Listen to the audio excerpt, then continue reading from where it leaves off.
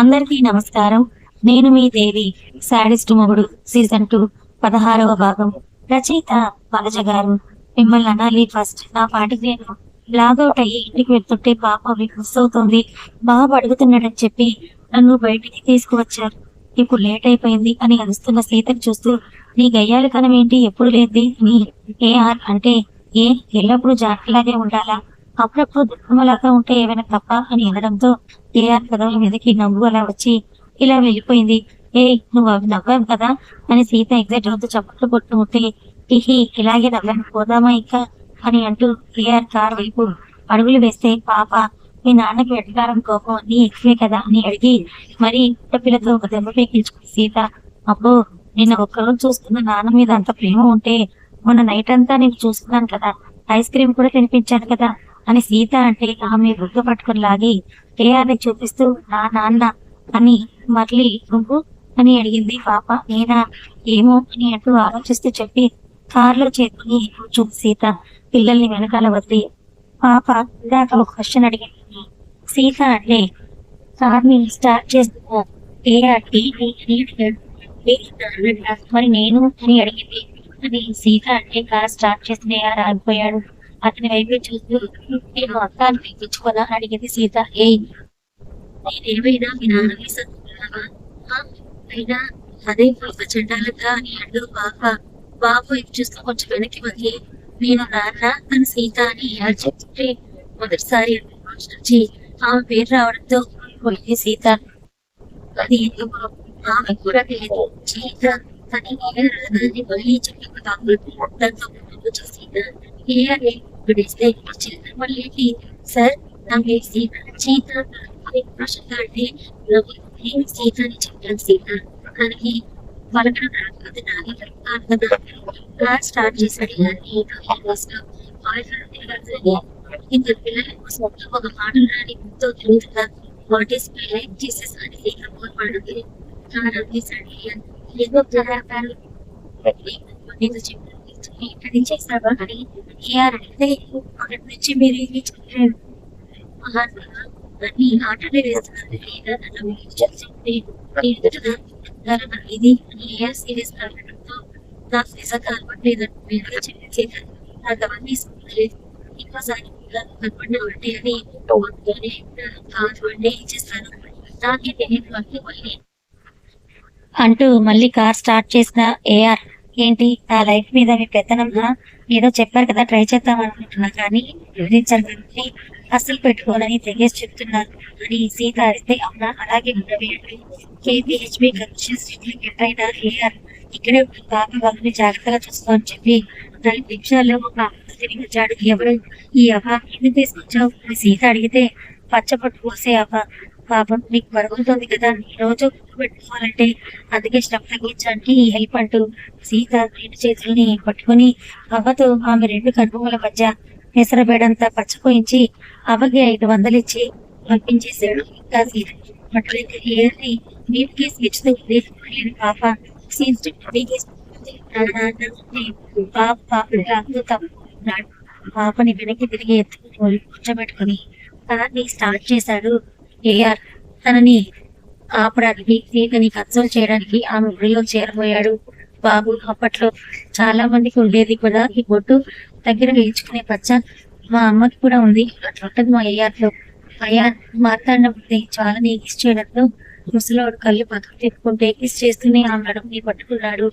అయ్యా జ్వాల తన బలవంతా ఉపయోగించినా కూడా అతని ముందు బలహీనురాలే అవడంతో అయాన్ని ఆపలేకపోయింది. 5 నిమిషాలకి ఆమెను వదిలేస్తూ ఎంగిలితో మెరుస్తూ ఉన్న అతని పెరుగులు తుడిచేసుకుని ఇది కూడా చేయగలరు. యాక్చువల్లీ తాత నీ మనరాలి మీద నాకేమీ మోసలేదు కానీ నువ్వు తాకొద్దు తాటాకు అని అన్నావు కదా అదిగో అలా అంటే ఇలాగే చేస్తాను. పైగా ఇండియాలో తాళి కట్టేసిన మొగుడు పిల్లాన్ని ఏదైనా చేయొచ్చని చెప్పడంతో అయాన్ని పక్కకి తోసేసి తన రూమ్ కి పరిగెత్తింది జ్వాల. తాత 2 ఏళ్ళైనా నేను కట్టిన పసుపుతాడు ఉంచుకుంది అంటే నీ మనవరాలికి ఎక్కడో మానవత్వం ఉంది కానీ నీ వల్లే అది చెడిపోతుందేమో అని బాగా అర్థమయ్యింది. రామకృష్ణ అని ఒక మూలన కూర్చోవలసిన వయసులో నీకు ఈ పగలు ప్రతీకారాలు అవన్నీ అవసరమా అని అయ్యా ముసలోని అడిగితే నాకు అవసరమే. ఆ సూర్యదేవర వంశాన్ని నాశనం చేయడమే నాకు కావాలి. ఆ అభిరామ్ భార్య పిల్లలు నేలమట్టం అయిపోయారు. ధనుంజయ్ కళ్ళు మూశాడు. మిగిలింది ఆ అభిరామ్దే కదా. వాడు కూడా చచ్చిపోయేదాకా నాకు చావు రాదు. నేను చావునంటూ భారీ డైలాగ్స్ వేసి చివరికి ఇన్హేలర్ సాయం తీసుకున్నాడు మార్తాండ. నువ్వు ఎంత చెప్పినా మారవచ్చి ఇంకోసారి అయోధ్య వైపు కన్నెత్తి చూడాలంటే ముగ్గురిని దాటుకుని రావాలి. నువ్వు దాటగలిగే ధైర్యం ఉంటే వాళ్ళని పంపించు.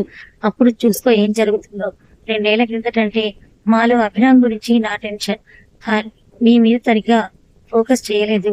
ఇప్పుడు నీకు ఈ మనవరాళ్ళంత ఛాన్స్ ఇవ్వలే తాత. అయోధ్యకి పూర్వ వైభవం ఎలా తీసుకురావాలో మాకు తెలుసు అని చెప్పి వెనక్కి వెళ్ళిపోతూ, నువ్వు చేసిన పాపాలు నీకు, నీ కూతుర్లు, కొడుకు, కోడలికి తగిలాయి. అందుకే అందరి చావులే చూసినా నువ్వు దిట్టంగా ఉంటే వాళ్ళు ఎప్పుడో వాయువులో కలిసిపోయారు అని మార్తాన్ని అసహ్యంగా చూసి ఇంటి బాట పట్టాడు అయ్యాను. విసుగ్గా రాత్రి 11 గంటలకి ఇంటికి వచ్చిన తమ్ముడి కళ్ళల్లోకే చూస్తూ ఎక్కడికి వెళ్ళొచ్చావురా అని అడిగాడు అజిత్. జరిగిందంతా చెప్పాడయ్యా. ఓ, సీత గురించి ఇంకా మనం ఆలోచించాల్సిన అవసరం లేదు. మన వరకు ఉన్నప్పుడు జాగ్రత్తగా చూసుకుంటే చాలు అని అజిత్ అంటే, ఒరే అన్నయ్య, నాకు మైండ్ పోతుంది, ఏం చేయాలో అర్థం కావడం లేదంటూ తల పట్టుకుని కూర్చున్న అయాన్కి కిచెన్ లోకి వెళ్ళి హాట్ గా కాఫీ తీసుకుని వచ్చాడు అజిత్. నీకు వంటలు వచ్చా అని అయాన్ అడిగితే, వంటలు రావు, మినిమం థింగ్స్ కొన్ని వచ్చు అంతే, పర్లేదు కానీ నా మీద నమ్మకం పెట్టి తాగు అంటూ అజిత్ అంటే ఒక సిప్ వేసిన అయాన్ నాట్ బ్యాడ్ అనుకుంటూ కప్ని ఫినిష్ చేసేసరికి అతని వెనక చేరిన అజిత్ అయాన్కి నూనె రాసి హెడ్ మసాజ్ చేస్తుంటే తల వెనక్కి వాల్చి కాస్త రిలాక్స్ అయ్యాడు అయాన్. అన్నయ్య చెప్పు తమ్ముడు, ఇంకోసారి చెప్తున్నా, నాకు కూడా వర్క్ వచ్చింది కాబట్టి నువ్వు జాహ్నవి కొన్ని డేస్ ఎక్కడికైనా పీస్ఫుల్ ప్లేసెస్ కి వెళ్ళినట్టు అని అయాన్ అంటే, తను ఇప్పుడిప్పుడే కాస్త మనుషుల్లో పడుతుందిరా. ఈ తక్కువ టైంలో తనని ఒంటరిగా వదలలేను. ఇంకొన్ని రోజుల తర్వాత చూద్దామని అజిత్ అంటే, నీ లవ్ నేను తెలుసుకోవాలనుకుంటున్నా, కాస్త చెప్పవా అని అడిగితే, ఎలాంటి పరిస్థితుల్లో తను జాహ్నవికి తాళి కట్టాల్సి వచ్చిందో అంతా చెప్పిన అజిత్, ఇదంతా ఆ చాలా ప్లాన్నే కదా అని అయ్యానంటే, అంతా కాదు కొంత. నన్ను నాన్న పేరు మీద లాక్ చేస్తే గాయత్రి సుబ్బులని మనీతో జాహ్నవిని అభితో లాక్ చేసి తనకు కావాల్సిన పనులు చేయించుకుంది. నేను జానకిని కాపాడదామని వస్తే ఆ టైంలో ఏదో అయిపోయింది, పెళ్లి జరిగిపోయిందని చెప్పాడు అజిత్.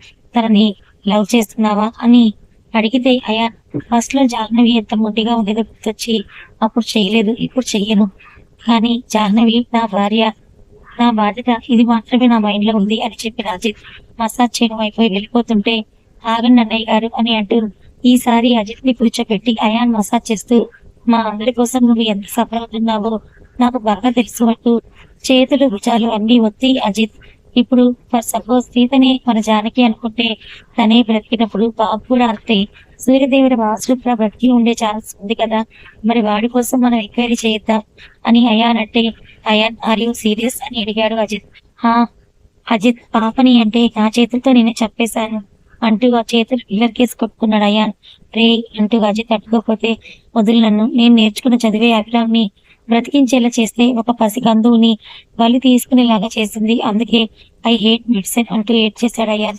పచ్చ వేయించాక కూతుర్ని ఒళ్ళో పెట్టుకుని డ్రైవ్ చేసిన ఏఆర్ సీత ఇంటి ముందు బారాపాడు. ఇక దిగు, మీ ఇల్లు వచ్చింది అని టెన్షన్ పడుతున్న సీతని కదిలిస్తే కొట్టేస్తాను మిమ్మల్ని, ఇప్పుడు మా అమ్మని ఎలా ఫేస్ చేయాలి అని అడిగితే ఏమని చెప్పండి అంటూ కోపడిన సీత ఏఆర్ నెగ్లిజెన్స్ కి తనను చూడటంతో అతన్ని ఇచ్చి పాపతో కొట్టించుకుని పాపకు ముద్దు పెట్టి, నువ్వు దానికి దూరంగా ఉన్నా నాకు కొడుతుంది పిల్ల రాక్షసి అని పేరు కూడా పెట్టేసి ఏఆర్ కోపంగా చూడటంతో ఇంట్లోకి వెళ్ళిపోయింది సీత.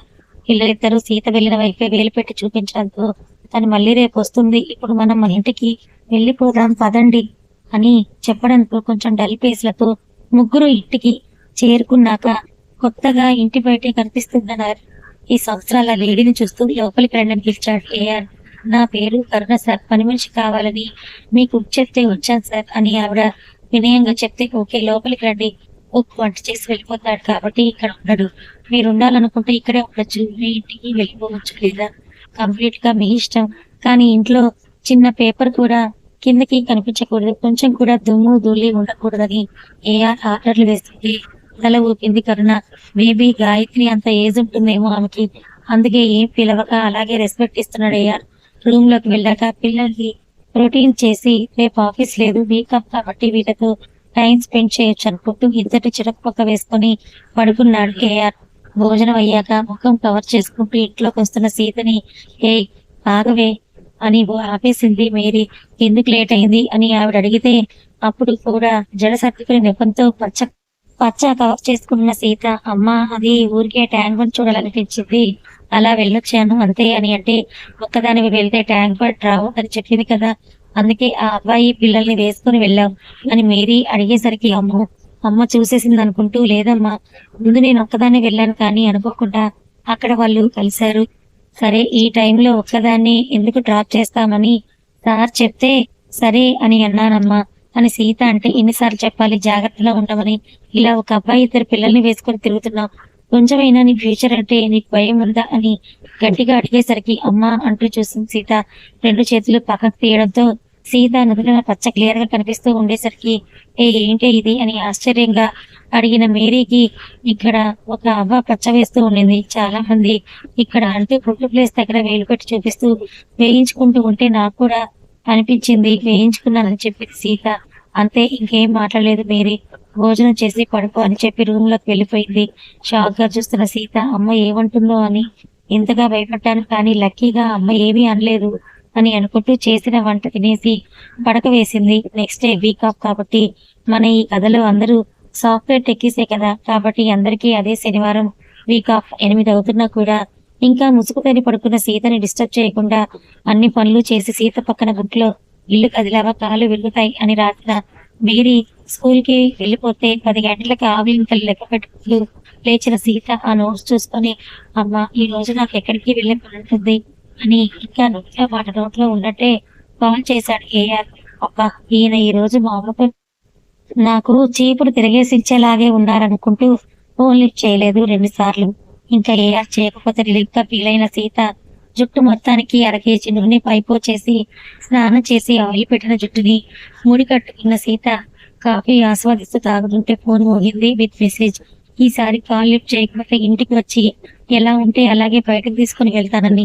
దానికి ఫోన్ లిఫ్ట్ చేసిన సీత ఏంటండి నాకు మీ టార్చర్, మీకు సరిగ్గా పడుకోనివ్వరా ఏంటి అని సీత అంటే పడుకోనివ్వకుండా నేనేం చేశాను, ఏమైనా చేసేదానికి నేను మా ఇంట్లో ఉన్నాను నువ్వు మీ ఇంట్లో ఉన్నావని ఏఆర్ అంటే అని అరుస్తూ ఎందుకు కాల్ చేశారు అని అడిగింది సీత. రేపు పాపకి నామకరణం అనుకున్నా కదా, ట్రెడిషనల్ షాపింగ్ చేయాలి కదా, బయటికి రా అని ఏఆర్ అంటే అన్ని వంకలు చెప్తున్నారు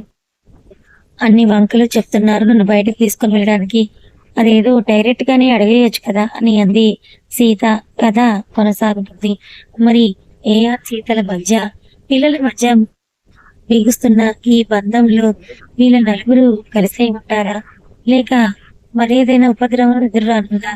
మరో పక్క అవి జానకిలు ఏమయ్యారు తెలుసుకోవాలనుకుంటే ఛానల్ని ఫాలో అవ్వండి. కథ నచ్చితే లైక్ చేయండి. Thank you so much.